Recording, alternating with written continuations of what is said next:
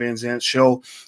It was an interesting episode though, because I saw this clip of this brother, and I'm going to play this clip in a minute. But basically, this black man who was on the show was effectively saying that in 18 years of marriage, his wife never had to pay a bill. And the clip was, I thought it was interesting. I thought it was very powerful, and I thought that he was worth listening to. But later on, there was some complications. A lot of people came out and said that this brother was being he was kind of under a little bit of attack, from his family, from certain members of his family, for allegedly being emotionally abusive. This man, I don't have his name. Please type his name in the chat if you have it. I tried to look for it. I can't find it.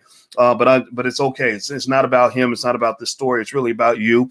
And so that's what I want to focus on. So we're going to get started right now. Hit the thumbs up button, hit the share button, hit the subscribe button. You're on drboycetv.com, the home for intelligent Black people. And we're going to talk about this Iyanla Vanzant thing and this statement by this brother, and also what it means to be a man, what it means to be in a healthy relationship. So we're going to get started right now.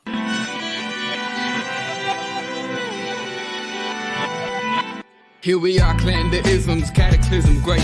Our people out here struggling, trying to make it in this state. Everybody out here doing it, but we the ones who late. Now family, we the ones who gotta delegate. Get that money in the power, never be fake.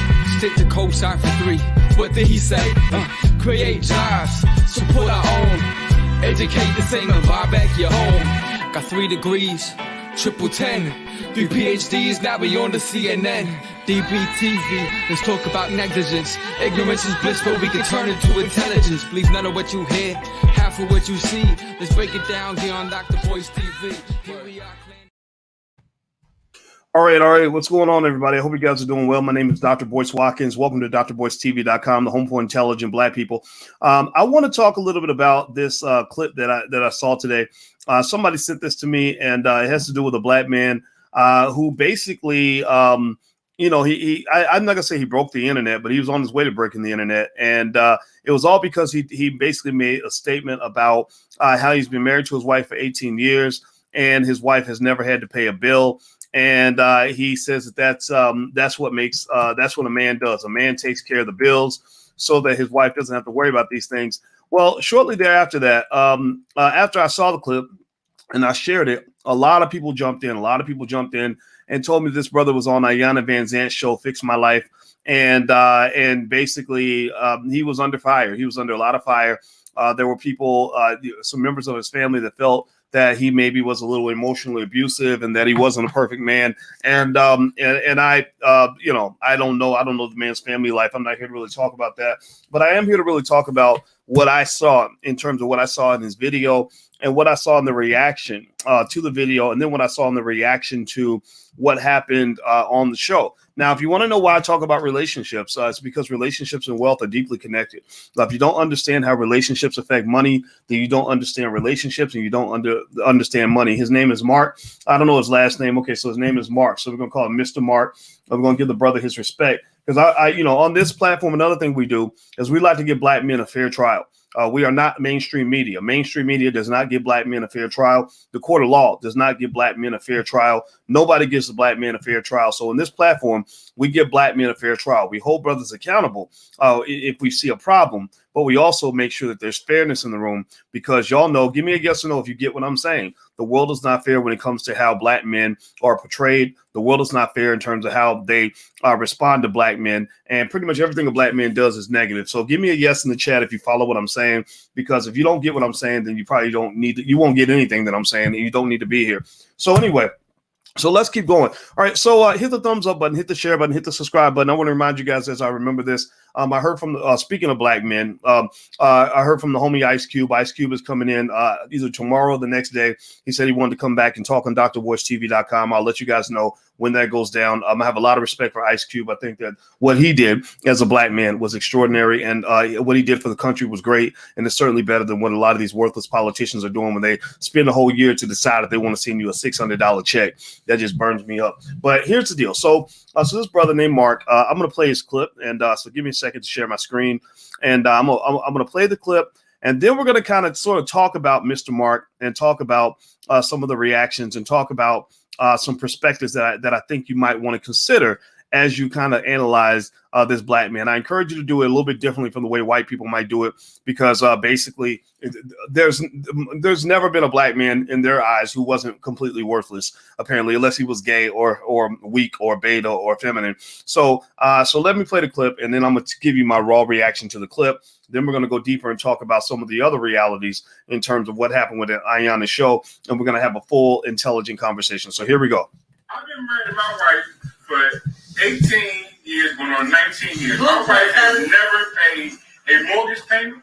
She's never paid a gas bill, electric bill. She's never paid a cable bill. She's never had to pay insurance for her cars. I pay for all that, but that's what a fucking man does for his family. I'm not on no pedestal behind it, but that's what a man does. A man takes care of his family. My wife shouldn't have to worry about a goddamn mortgage payment. She doesn't have to worry about the lights being on, gas being on, food in the motherfucking refrigerator. She don't pay for food. She don't pay for none of that. That's my motherfucking job. A man that got 8 children and 12 grandchildren. And I've never been under one child support order in my life. And you take care of all of them. You do for and I do for all my kids whenever they need me. All you gotta do is call their daddy, and I'm right there. So if you meet a motherfucking nigga that can't treat you the way your father treats you, you don't need that motherfucker.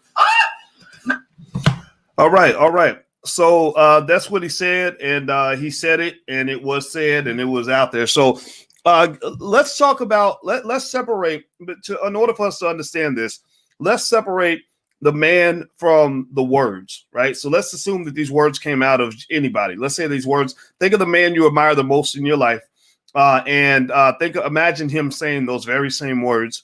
That a man should do whatever he can to make sure that his wife has nothing to worry about, that he is as the best provider he can be, that he will hustle to protect and provide for her by any means necessary, that he will provide for his children by any means necessary. Let's look at that comment in a vacuum for a moment, right? Let's separate it. Let's not look at it as in a multidimensional way. Multidimensional means you're going to think about who said it, or what other issues he might have, or whatever. Let's pretend like it came out of the most perfect person that you've ever met. How many of you, give me a yes or no, how many of you felt a little bit inspired by what he said? How many of you at least felt like, man, okay, that's what's up. Like, that's cool, right? Maybe that's not the life you choose, but ladies, how many of you would be proud if you had a good man? Let's assume he's a good man in all the ways that matter. How many of you would be proud if a man spoke that way? Like I'm gonna make sure my woman is good. I'm gonna make sure my woman is fine. I'm gonna make sure my kids are good. I'm out here. I'm gonna hustle for that. Right? How many men were inspired by that? How many of you brothers kind of looked at that and said, okay, I can relate to that, right? Give me a yes or no. Okay. All right. I see Christine says, yes, I'd be proud. Angela says inspired. Okay. Asha says I did. Okay. So here's the deal. All right. So I think it's important, if you're talking about what this brother said, to separate the message from the messenger, because what I saw online was a lot of people going into that Iyanla episode. And in the Iyanla episode, he didn't come out shining like a star.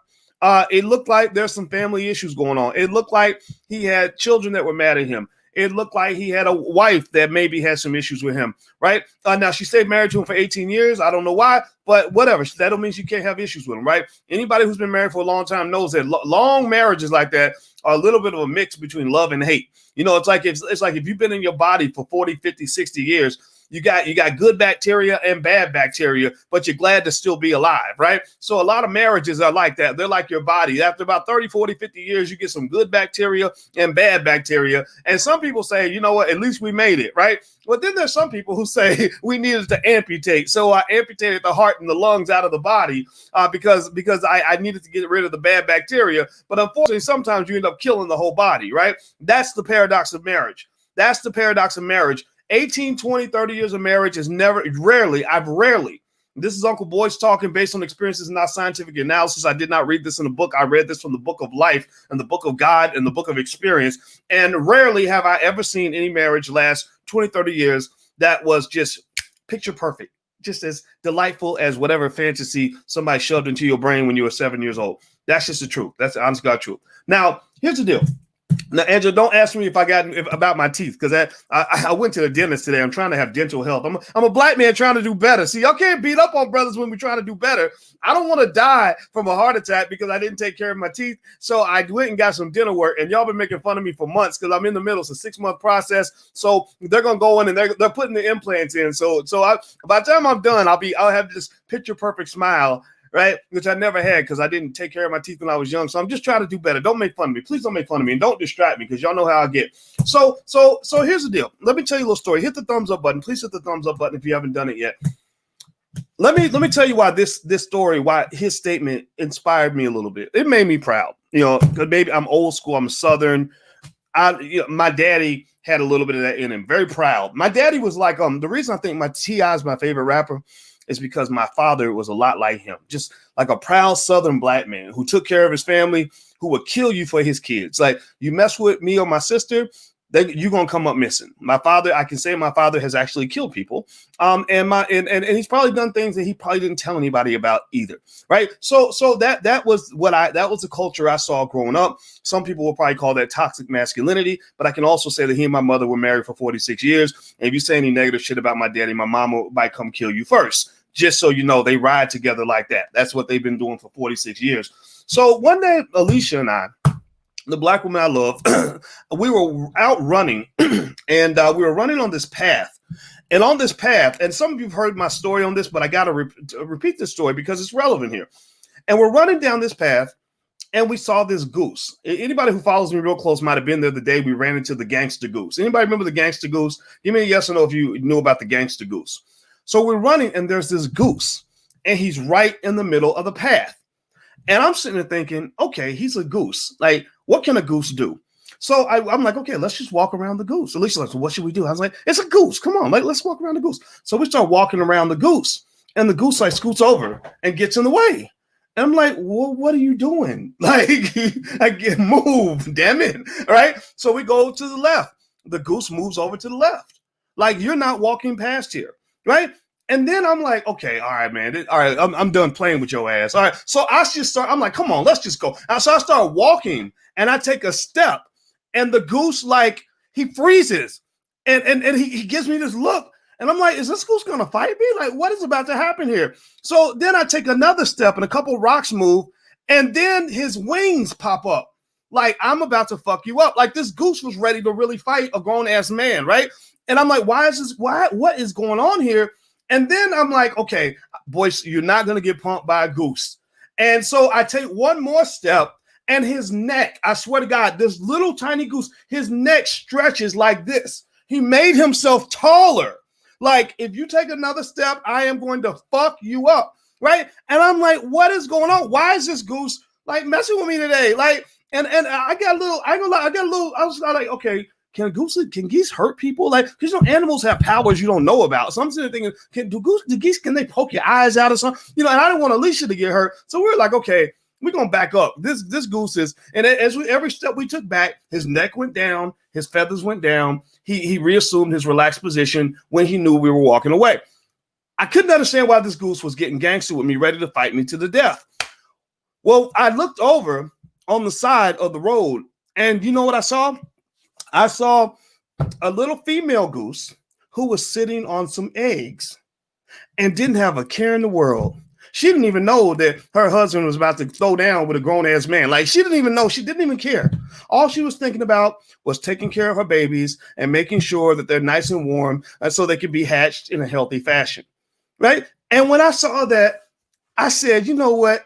I gave him props. I said, okay, I get it, brother. All right, man, I'm going to leave you alone. All right, you go protect your woman. I respect that. Right? Now, here's the thing. This goose, nobody ever taught him what it means to be a man. Like, no, he didn't go to school for that. He didn't go take a class. He never watched Fix My Life. He was never trained on manhood. He just instinctually knew that his job was to protect his woman so that she could peacefully protect his young, right? That's what his job was, to make sure that she didn't have to worry about protecting herself so she could focus on reproducing his kids, right? I kind of think that maybe is part of the way things are supposed to work. I'm not saying that in this modern society and everything else that we have, where gender roles are all over the place and we're confused about who we are, some of that may be right. Maybe some of these things are an improvement. But sometimes just because you think something's different, just because something's progressive or so-called progressive, that does not mean it's better, right? Just because it's different doesn't mean it's necessarily better. And one thing that this brother said in this video that was interesting, that made me think about the gangster goose, is he said, my wife gave me, I think it was 8 children and 16 grandchildren. It was something like that, or 6 children and 12 grandchildren, right? He said that's her job. Her job is to have my kids, protect my children, take care of my house. That's it. I will just say this. I approve this message. Because I'm going to tell you, when I see some of the relationships we got out here, some of the crazy circus families that we done created out of white supremacy, these weird ass situations that we got where we just got to make it work. Some of us ain't got as much sense as a damn goose. We don't have as much sense as that goose. Some of our men don't have the courage of that goose. And some of our women don't understand it ain't got to be that hard. Being a mother is the most important job you will ever have in your life. But we live in this world where people act like being a mother is some sort of stupid little weak ass part-time third tier job that doesn't have any relevance. Do you all understand that if mothers stop doing their jobs tomorrow and stop raising children appropriately, that our whole fucking society would fall apart? Do y'all understand how fucked up our world would be if we think about this, when they look at the history of serial killers. I'm marrying a therapist who understands serial killers really well. She just happens to. Hopefully, she'll never become one. And do you know that when they study them, most of the time it's because they didn't get hugs from their mother, or they were rejected by their mother, or something like that, right? So imagine if mothers stopped doing their jobs, then we would have a whole world full of crazy ass serial killer drug addicts who are doing all kinds of ridiculous stuff, making the world unsafe for everybody. So I'm just going to say this. This is Uncle Boyce talking. There's nothing scientific about what I'm saying. I'm just going to tell you that I think that anybody who convinced us that being a mother is not an honor and a privilege and an important, very important job, the most important job of our society, if not one of the most important, is out of their damn mind. I think that they're wrong. I think that we're backward. I think that when people are like, oh, well, you're going to have that baby, but you got another semester of college. So just abort the little damn thing. Just kill the little baby. But I don't want to kill my baby. Well, just do it, because finishing a semester of college so you can get a job at Applebee's or wherever, that's more important than actually raising a child. I'm not telling you what to do. I'm not here to tell anybody what to do. I'm just here to say that the world is stupid. The world is crazy. Or this idea that you're supposed to be raising 3 or 4 kids all by yourself and working a full-time job, leaving the house 13, 14 hours a day, where your kids are home running rampant, becoming hookers and killers and gangsters and thugs and all that because their mama ain't around. That's not the way it's supposed to be. That's just not the way it's supposed to be. And so I'm not here to tell you how your life is supposed to be. I'm just here to tell you that there are many, many ways to skin that cat. And the other thing that geese understand that human beings don't understand is this. I learn a lot when I go running with Alicia, partly because she lectures me the entire time. We're a couple of know-it-all college professors, so you can imagine us trying to talk over each other. So I learned, my secret weapon is I learned how to just shut the fuck up and let her talk. So she's talking, I'm listening, I'm hearing about psychotherapy and analyses and relationship therapy and everything. And I'm learning. I'm like, okay, but she's a social worker. I'm not a social worker. I'm a finance guy. So I'm a little bit, my daddy was a cop. So we're kind of like, very much like cut and dry, like, oh, well, stop feeling sorry for yourself. Just do the damn shit. Like, get off your ass, right? That's how I am. But she's like, well, no, boys, he didn't get love from his mother. And that's why he, blah, blah. And I'm like, yeah. So anyway, so I'm listening and we're running and I see some more geese. I see geese everywhere. We were stepping through geese shit, like as we were running. And it's really nasty. And so, but these geese, so I see these geese. And I never see the geese like by themselves most of the time, except for the gangster goose who was basically protecting his woman. We see them like in packs of like 100, right? The geese don't roll independently. They tend to roll in these big old groups. They're like gang affiliated. Like this one is like 100 of them. And here's the thing. Nobody taught geese to roll as gangs and to roll as cliques. Geese understand instinctually that you are stronger together, that you are stronger when you are a unit. Now, you might say, well, ask me, where are you going with this, boys? Why are you talking about geese so much? Well, so I'm going to tell you where I'm going. Well, when I see the geese getting together as a collective, I'm really seeing how human beings are best able to survive. I'm seeing family. I'm seeing unity, right? I'm seeing something a lot of us don't have the sense of a goose. A lot of us, there are so many of us who have been taught that you're supposed to do everything by yourself, and you strong black woman, you don't need no man, and you can just go out here, build your business, just do it all alone or whatever. And the damn geese are like, that's stupid, man. You get things done better when you're together. You're more protected when you're together. That's what family's all about. Any community, any country where there's wealth, typically most of that wealth is family wealth. You are able to get more done when you are together as a unit, as a family. And this whole rugged individualism is crazy and stupid. It will stress the hell out of you. So the geese understand things that we as human beings don't get. And I like what this man said. If I separate the message from the messenger, because I don't know the messenger, all I know about the messenger is what Iyanla Vanzant told me. And I don't trust media when it comes to the black man. I'm sorry, I just don't. Right. And so without evaluating the messenger, I approve the message, not because I think that's the only way to survive, not because I think women should have to stay home. In fact, I'd be a hypocrite. My woman doesn't stay home. She has a great career. She's a full professor of social work who writes research papers and books and speaks and does all kinds of stuff. That she sees clients. She does all of that. But here's the funny thing. Here's the interesting thing, though. If she came downstairs one day and said, Boyce, I want to have another baby, or I want to adopt a baby, and I want to stay home full time and focus all of my energy on making sure that we properly raise that child. Do you know what I would say? I would say, no problem. And I would be very proud to be able to say, no problem. Right? So I would just say this. There's a difference between women having to leave the children to go work because they want to, or women leaving the children to go work because they have to. And I think also you must ask yourself, are children better off when their mothers are spending more time with their boss than they are spending with their kids? This does not in any way attack or discredit those hardworking women out here that are kicking ass and taking names. We know what y'all doing. We know you're killing the game. But there are mothers that really are putting like crazy time into their children who are killing the game just as much as that mother who's sitting in the corporate boardroom or building that business or whatever. There's no sort of dismantling or somehow discounting one contribution over the other. And really, if you want my bias, I put my money on the mother, because you're planting seeds that are going to last many generations and beyond. If you're working hard for that white man on that job, he's going to replace you within a week after you die at your desk because you worked yourself into the ground. So I think balance is the answer here, right? Now let's talk a little bit about this brother a little bit more.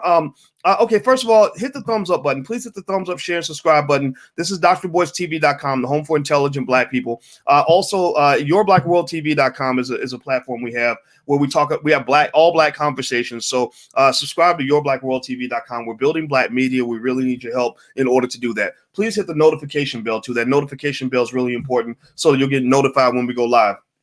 Because I want to elevate this conversation. I don't want to get into the gossip of what this man does or does not do, but I think it's important to have a holistic conversation. This is Uncle Boyce talking. This ain't even Dr. Boyce, but I think family and wealth are deeply related. Relationships and wealth are deeply related. So it's important to understand both so you can achieve your goals. E40 had this great song that I played it on my Instagram, and it was called Mob. And one thing he said is something about it's about building relationships, right? He's talking about rapping, he's real super creative, right? And he's basically talking about making money. It's about relationships. So relationships are very important. That's why I talk about relationships, because if you want to have money, you got to have good relationships. So here's the thing. If you assume that this man is not a perfect father, right? Then, first of all, let's just stop there.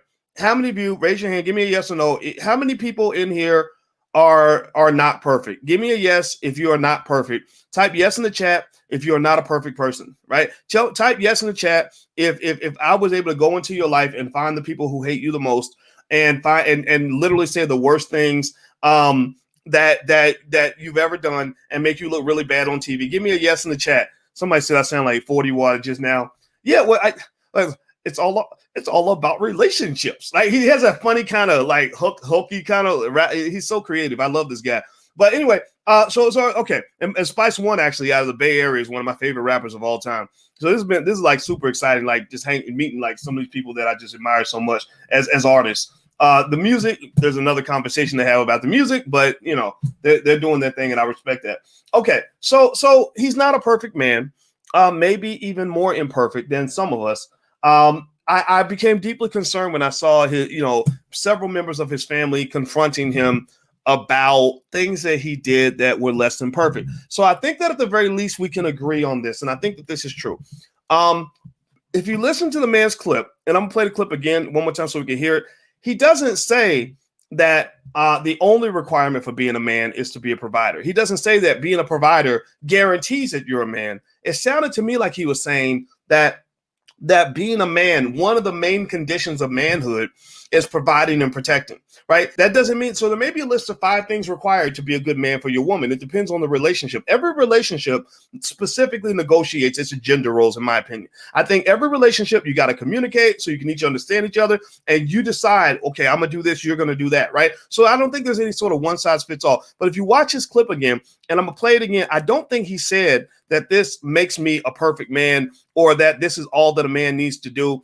I think he was basically saying that his source of pride, the area where he's getting it right, is that he's providing for his woman. So let me play this clip again so we can kind of hear his words, so we can kind of decipher what the brother said. Because I told you, black men get a fair trial on this platform. We're not going to let them off the hook, but we are going to be fair. So let's play the clip again. Here we go.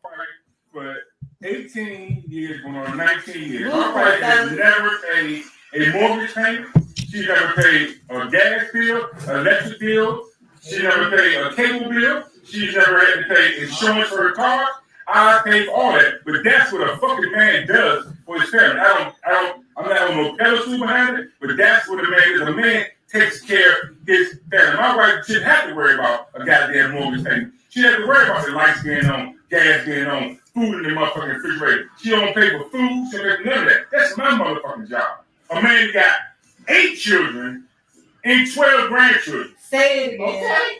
Okay. And I've never been under one child support order in my life.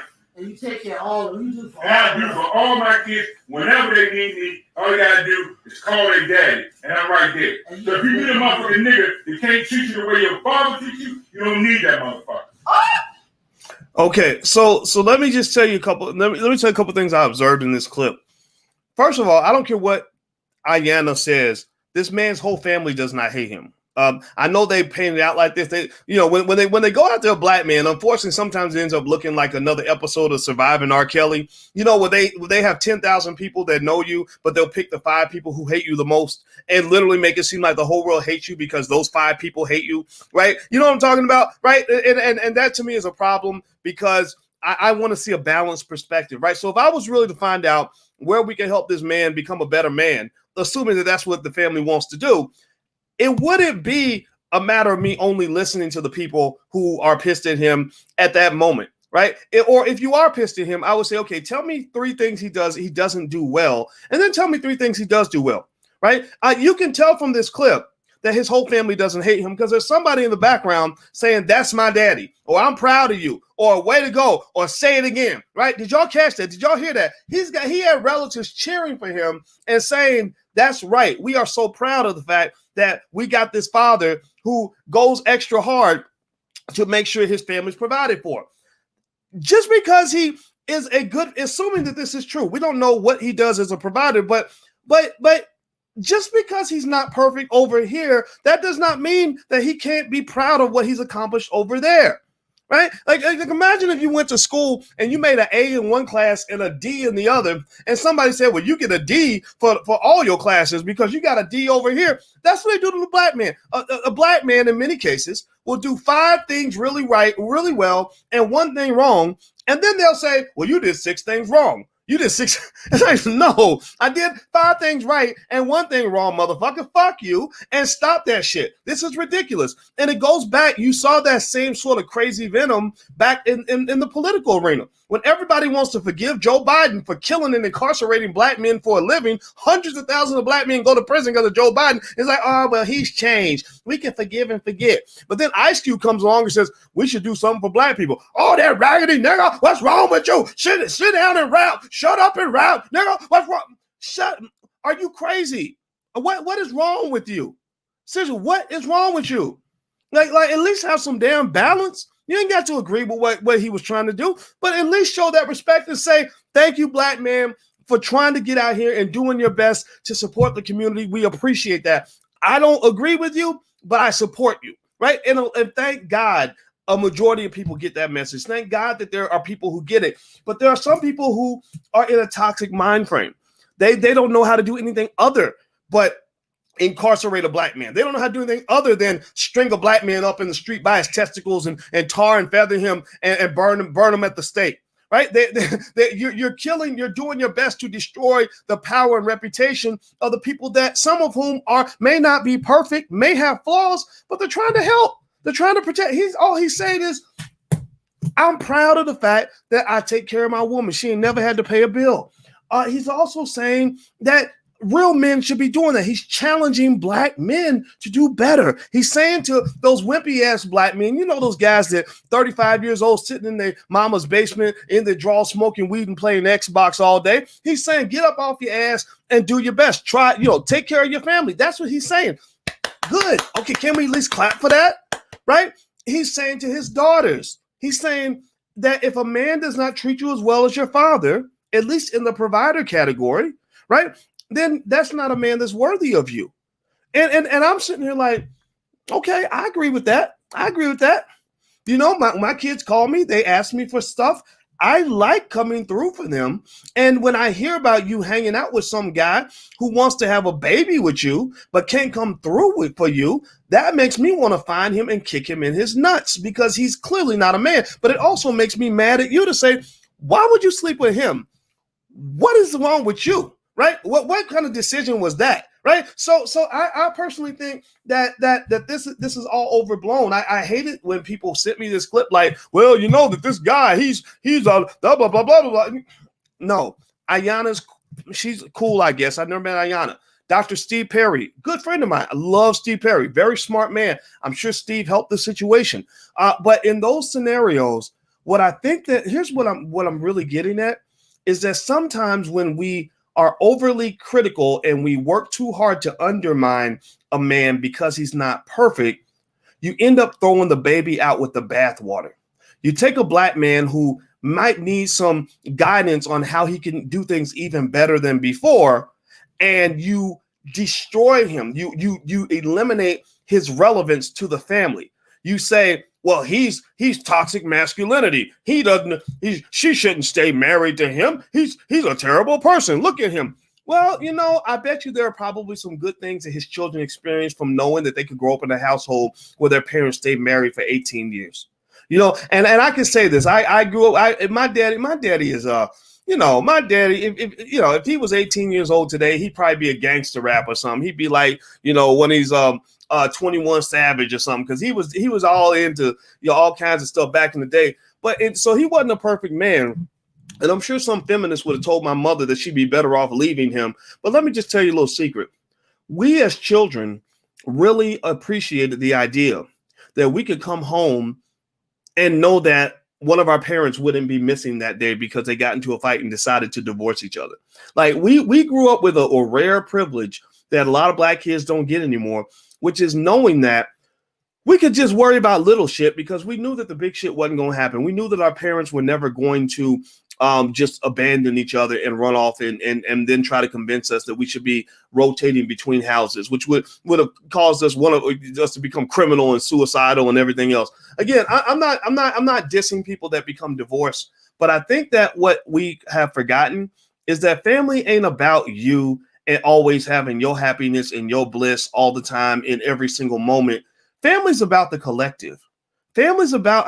How about we think about the children too, right? How about we maybe at least say, maybe the kids, if we're able to hold our shit together and to be respectful to each other, even if I don't really like you that much anymore, maybe there's a reason to go ahead and see if we can work this out. Go get a therapist or something so we can hold it together for the sake of the kids, right? I think that when we get to a world where we lie to ourselves and make ourselves believe that children are better off without a father in the house, or that children are better off with divorced parents than with married parents, I think that's when you become a little bit crazy. It doesn't mean that something's wrong with you for getting a divorce. I'm not saying that at all. I'm just saying that maybe that means we're a little bit crazy, right? So let me just say this too. The thing about this man is the bottom line is this: you can still learn from what this man said. This idea, the fact that people are trying to destroy all his credibility, like that's what I saw. It's interesting. It's almost like a smear tactic. It's like people send me the video and they're like, look at him on Iyanla Vanzant. Look at how much his relatives dislike him, and look at how screwed up he is. And so it's almost like I'm like, okay, so you're telling me that because he's not perfect, that what he said is not relevant, that literally anything he does from this point on is going to be considered evil. He could buy an ice cream cone for a 5-year-old, and that would be an evil ice cream cone. Like people don't have the ability to discern, to understand that ain't none of y'all motherfuckers perfect. I'm sorry, including Iyanla Vanzant. Iyanla Vanzant got her own shit. Did anybody ever read about her divorce and her messed up relationships where she had to go explain her shit to the world? I'm not dissing Iyanla at all. I'm not saying Iyanla is extraordinarily screwed up. I'm just saying that she ain't perfect, right? And neither is he. And maybe these imperfect people can each give each other advice because we stopped listening to black men. Some families have, and you agree with me, actually. Even if you disagree, you agree with me, because nobody can tell me that it's fun to be a single mother with 3 kids struggling to pay the rent, where you're spending more time with your white ass boss than you're spending with your own damn offspring. And then you wonder why your kid grows up and he's hooked on drugs, or he's out killing people, or your daughter's selling whopping in the middle school bathroom because ain't nobody around to give her no fucking guidance. It's because she's supposed to have 2 parents raising her, not one. That's the reality. That's the truth. That's the uncomfortable truth that we don't want to accept because we want to be so modern. We want to fit in with integration and Eurocentric thinking, right? Because that just makes us so trendy and smart and cool. Yeah, you keep doing that. Here's another thing. Another thing I find that's really interesting is that when you flip the gender, you find the conversation often changes as well. We start to see some of the bias that exists. We know that biases exist against the black man, and we talk about those on the black woman and the black man. We talk about those on a regular basis. But here's one thing I want you to flip the gender, right? Here's this guy. Again, he's not a perfect man. Apparently, I'm assuming that his relatives have legitimate gripes about whatever deficiencies he may have, and I'm not going to deny any of that. But he's basically saying, this is the one thing I'm good at. I am a good provider. I'm a proud provider. That makes me more of a man that I'm a provider, right? And I agree with that, right? Because he wouldn't be more of a man if he stopped providing. Like, he wouldn't be a better father just because he said, well, you know what? I want to be a better dad, so I'm going to stop paying the bills, right? So this idea that we're taking the more negative side of who he is, and we're spilling that over into the positive to say, well, since he's got the negative over here, that makes it all a negative. No, there's nothing negative about a man who wants to pay the bills and make sure his wife is good. Well, it reminds me, here's what it makes me think about. You ever hear, give me a yes or no if you've ever heard this. Have you ever seen maybe a woman who is accomplished in her professional life, right? Who has figured out how to go and accomplish amazing things on her own. Maybe she went to medical school or law school or started a business, or she rose up the corporate ladder, or she became Secretary of State or whatever. And she brags about how great she is on her job, like how powerful she is. She works next to Joe Biden, so that makes her better than any black man who ever lived because she's closer to white people, and she's risen up the corporate ladder, and she feels like she's the shit. She feels like she's the boss. And then, and I've seen this. I have one friend in mind that had this problem, and I give her a credit because she came to me and explained this problem. So then she said she would come home, and she had a hard time respecting her husband because her husband had like a regular job. I think he worked at UPS. I don't know if he was the milkman or whatever, but he had like a regular job. So she's going off to work. She's a high-flying corporate champion, employee of the year, whatever, and getting raises and promotions, making 6 figures. And she comes home to this man who's working at UPS. And she said that that bossy, like queen bee that she was at work, that made that testosterone she carried that made her a bossy person at work, she would bring that home to her husband, and it would be a problem, right? Because men don't like that.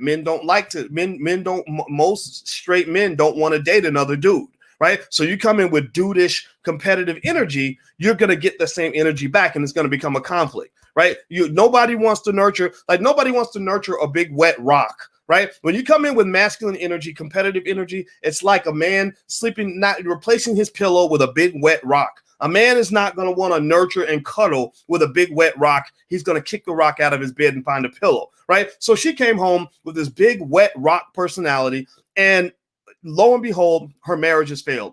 I think she had 2 or 3 divorces or something like that before she was 35 years old. And it was because she had to kind of go back and reconcile that she realized that she had some sort of, I don't know if you want to call it toxic femininity or toxic feminism or whatever, but whatever the female version of toxic masculinity is, which this man may very well have. I don't know this man. I don't know. For all I know, his relatives could be telling the truth about him.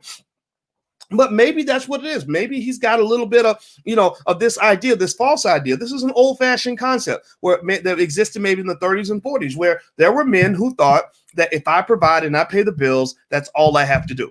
That if I bring home the bacon and I make sure my wife doesn't have to work, then she's got nothing to complain about. I knew a lady who a long time ago who was getting abused by her husband, and she wanted to leave, and her mother came by the house, and her mother went to the refrigerator and said, "Do you understand? Your refrigerator's full of food. You have nothing to complain about. I don't want to hear it anymore." Right? I think that's wrong. I definitely know it would not work. Right. And I would encourage men to understand that fatherhood and manhood and masculinity and husbandhood and whatever type of hood you're trying to live in, it's multidimensional.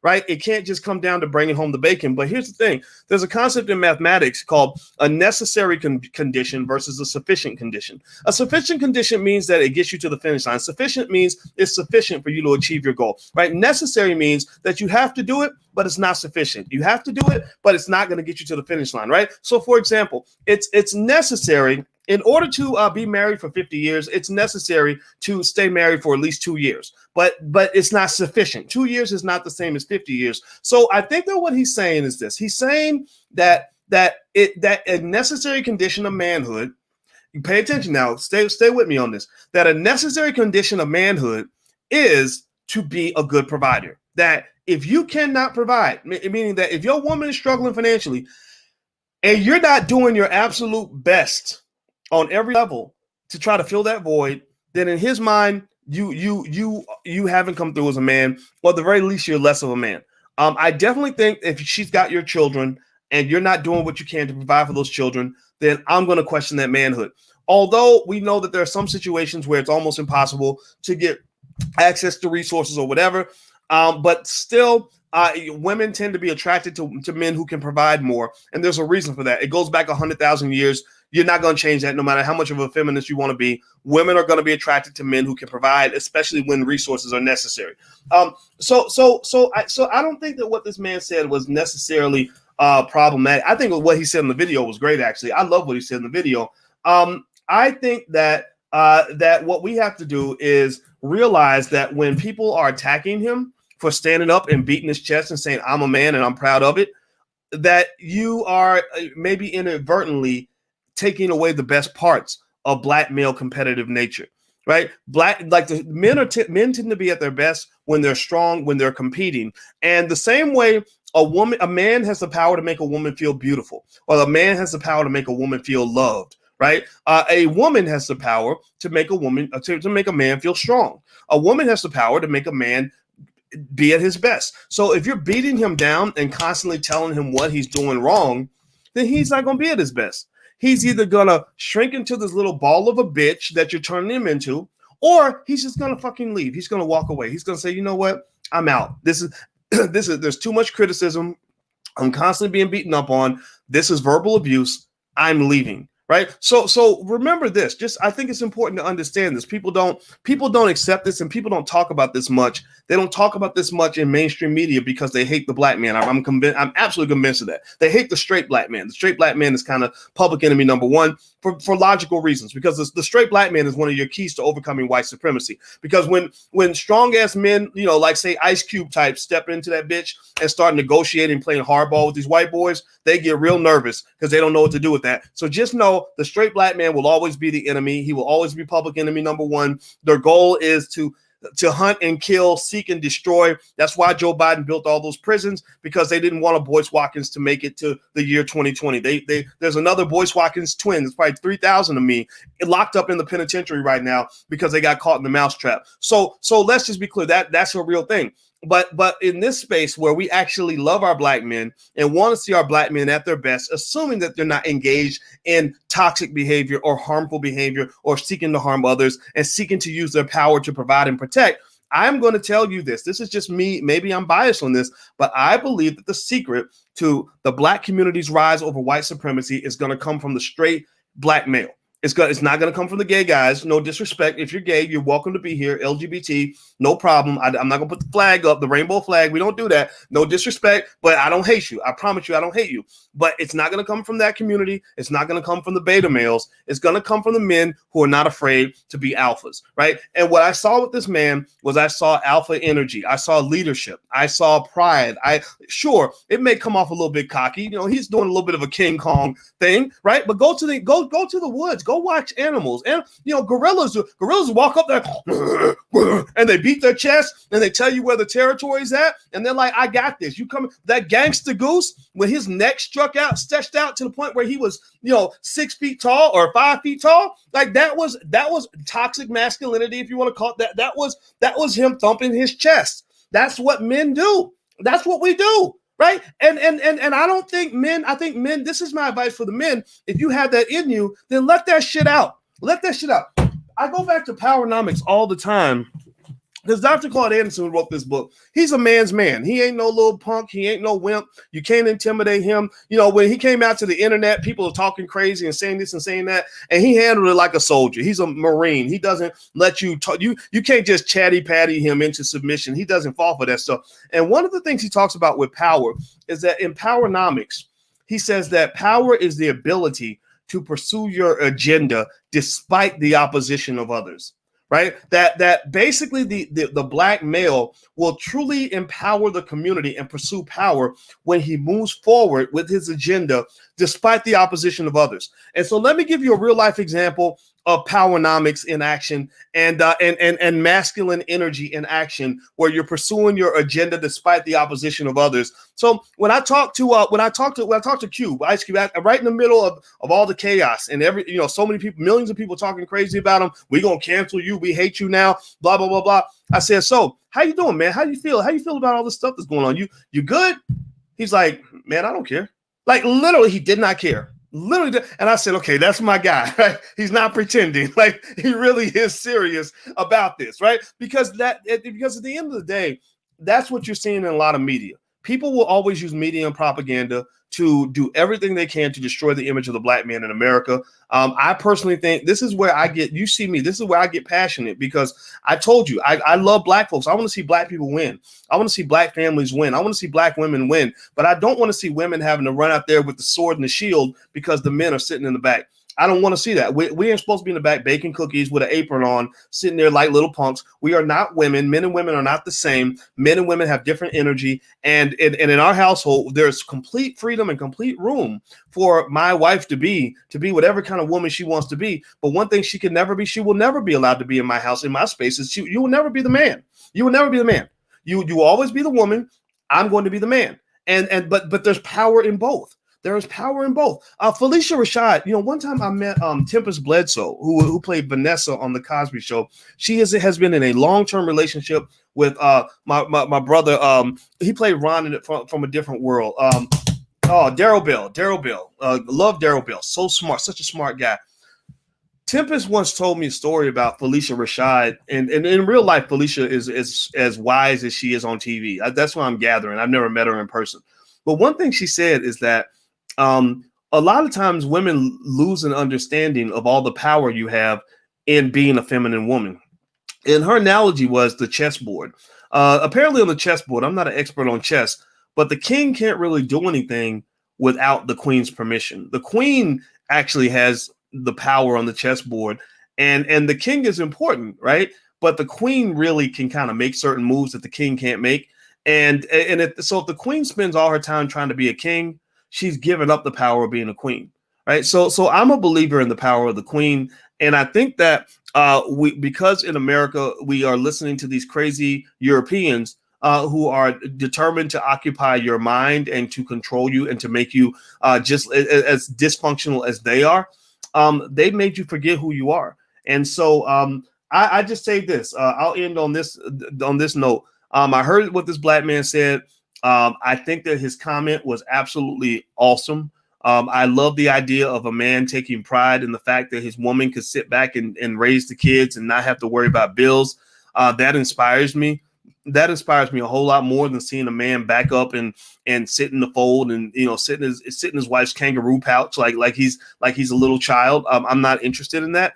I think that black men should roar a little bit. I think that black men should be proud of who we are. I also think the black man in America needs to carve his own path. I think the black man in America is too big. You're too strong. Your shadow is too great for you to sit in the shadow of a lesser man. And I think in America, they've tried to constrain you because I think that they feel like they're lesser men. They know this. They know that what I'm saying is true. And that's why they sought to kill you first. So just know that if you are if you're just a stupid thug or if you're a wimp or whatever, like they're not going to really fear you. But if you are an intelligent man or a strong man and a capable man and a hardworking man and an ambitious man and an assertive man, just know you're going to be public enemy number one for most of your life. Just know that they're never going to make it easy for you. Just know that you getting ahead in America is just as going to be as hard as it was for LeBron trying to get a championship. Nobody ever gave LeBron James a championship. LeBron had to go fight for that, right? The only thing you get easy is the cheap stuff. The only thing they give you that's easy is the free stuff.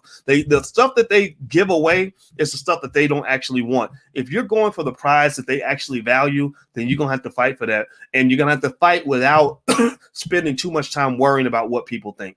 Okay, are we on the same page? Give me a yes or no if you get what I'm saying. I know I went a little bit out of pocket today, but I can't hide. This is something I'm very passionate about, and because I believe that the black male, the strong black men in the community, the smart, strategic men, the assertive men, the ambitious men, hold the keys to black people overcoming white supremacy. So everybody type the word power in the chat so we can end on a good note. Type power in the chat if you get what I'm saying. And I'm going to get on out of here, guys. Hit the thumbs up button, hit the share button, hit the subscribe button. And also for black men, we do have a resource for brothers. If you want to go to the blackbosschannel.com, that's where black men gather and have black male conversations without interference from anybody. They can talk about whatever they want, however they want. And the conversations are really interesting. So those who want to hear from black men can go subscribe. Those who are black men should definitely subscribe. So it's the blackbosschannel.com. There's a URL on the screen. I'm out of here, guys. Have a good day. Thanks for listening. I'll see you soon. Peace.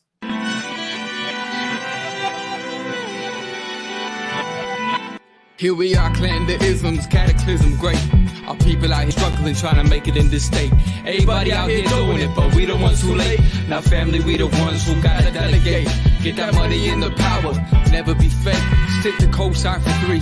What did he say? Create jobs, support our own. Educate the same and buy back your home. Got 3 degrees, triple 10. 3 PhDs, now we on the CNN. DBTV, let's talk about negligence. Ignorance is bliss, but we can turn it to intelligence. Believe none of what you hear, half of what you see. Let's break it down here on Dr. Boyce TV. Here we are.